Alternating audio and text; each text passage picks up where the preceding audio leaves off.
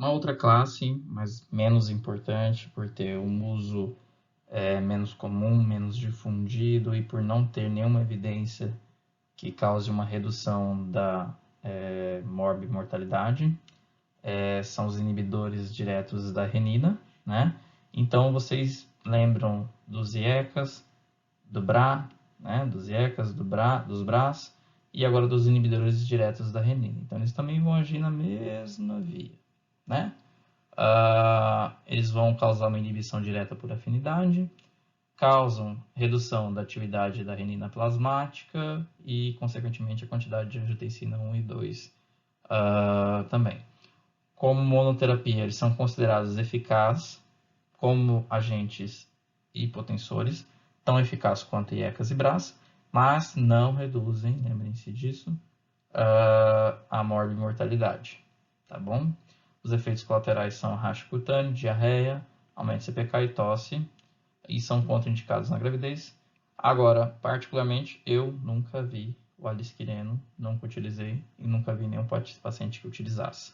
Mas, para fins de conhecimento, tá aqui os inibidores diretos da renina para vocês. Então, a gente conversou sobre as classes dos antihipertensivos.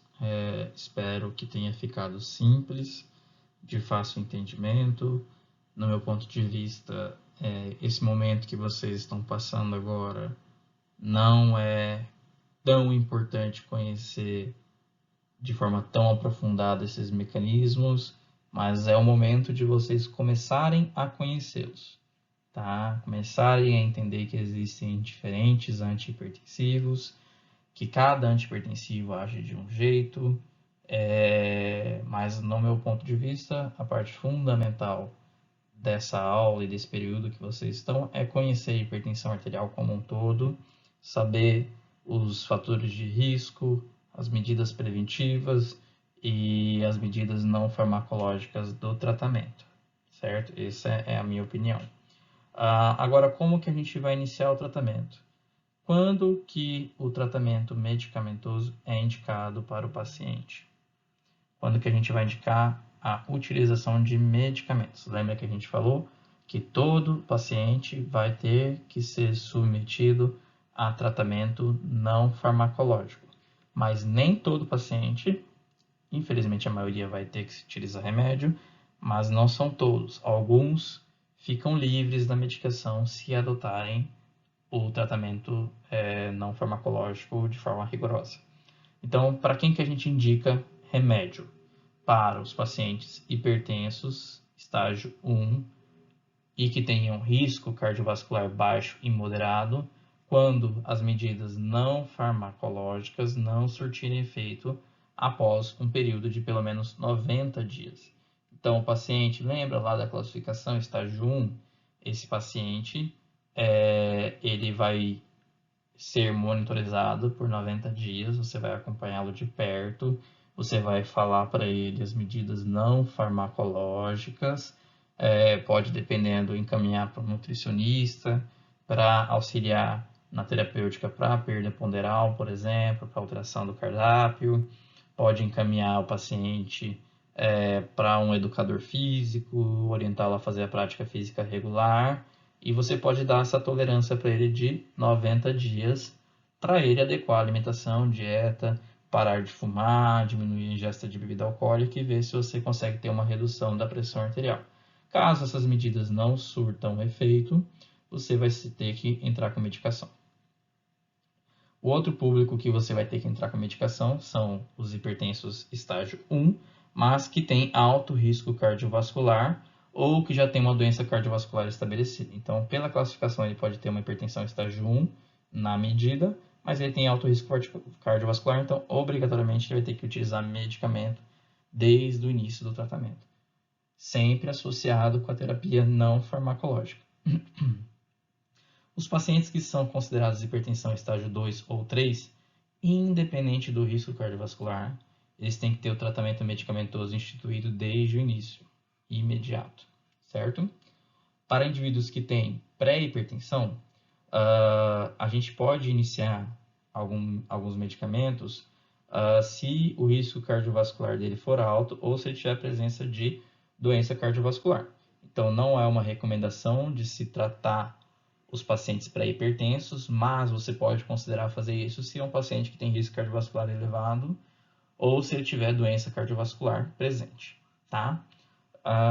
Em pacientes que têm 60 a 79 anos, que tenham pressão arterial sistólica maior que 140, e naqueles que têm mais de 80 anos com pressão arterial sistólica mais de 160, a terapêutica tem que ser mais precoce, tá? Então a gente tem menos tolerância com esses pacientes devido ao alto poder de mortalidade que essa doença tem nessa faixa etária.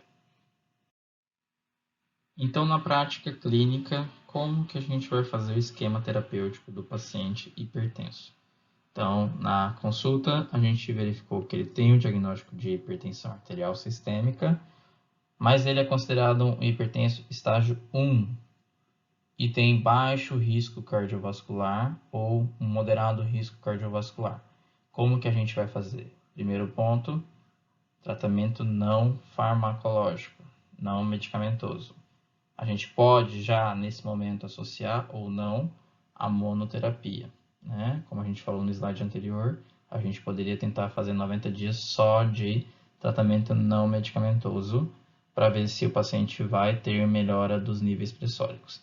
Na prática, a gente já inicia, dependendo do perfil do paciente, né? A maioria vai ter que já iniciar a medicação, porque são pacientes que dificilmente irão mudar o hábito de vida.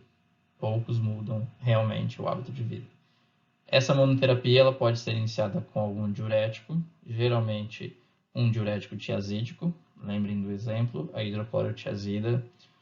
Pode ser iniciada com um IECA, um inibidor da enzima conversora da angiotensina, um captopril, enalapril.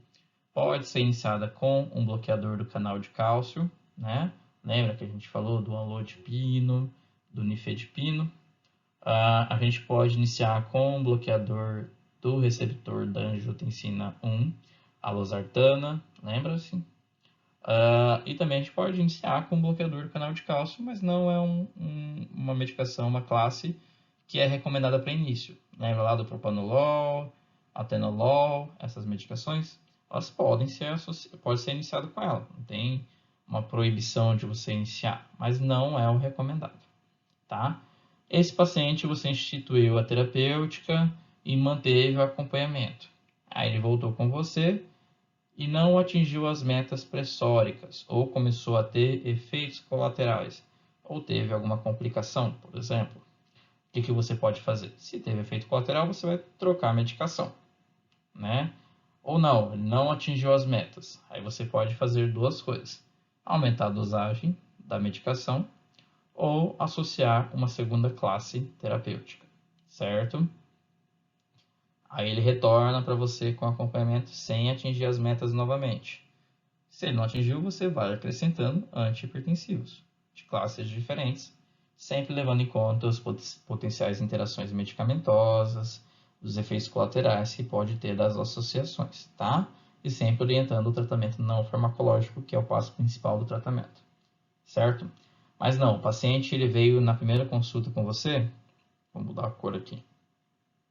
Ele veio na primeira consulta com você com pelo menos um risco, um fator de risco e um risco cardiovascular alto ou muito alto, né? O que a gente vai fazer? Ele hipertensão estágio 2 ou 3 e tem risco cardiovascular alto, lembre-se lá. Então a gente vai instituir a terapia não farmacológica, não medicamentosa, e a gente já vai iniciar pelo menos 2 fármacos para esse paciente, tá? De classes diferentes, tá bom? Por quê? Porque ele tem um risco cardiovascular alto, né? Aí ele vai voltar para você e vai seguir aquele mesmo fluxograma que a gente falou. Se ele não atingir as metas, a gente vai aumentar a dosagem, associar uma terceira combinação e assim por diante, tá bom?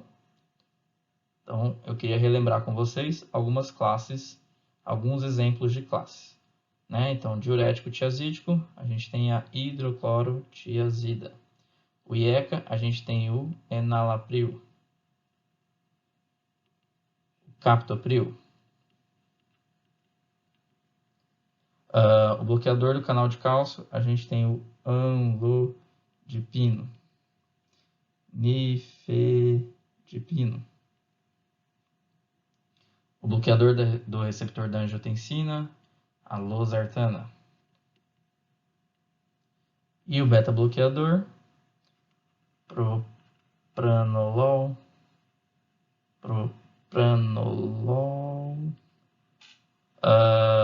atenolol e assim por diante. Os diuréticos de alça